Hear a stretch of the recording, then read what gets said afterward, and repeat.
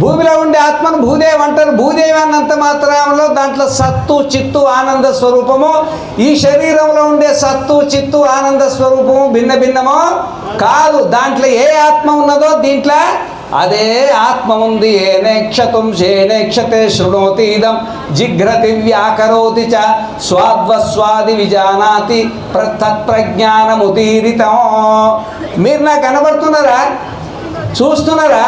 దాని పేరే ప్రజ్ఞానం, అదే ఆత్మ. వింటున్నారా? అదే ఆత్మ. చెవులు మారినాయి, వినేది అదే. కళ్ళు మారినాయి, చూసేది అదే.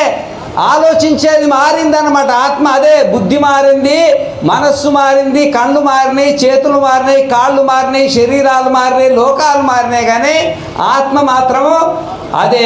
ఒకటే ఆత్మ అదే భూమిలో ఉంది. ఒకటే ఆత్మ ఈ శరీరంలో ఉంది. భూమి వేరు, శరీరం వేరైనా ఆత్మ మాత్రం వేరు కాదు.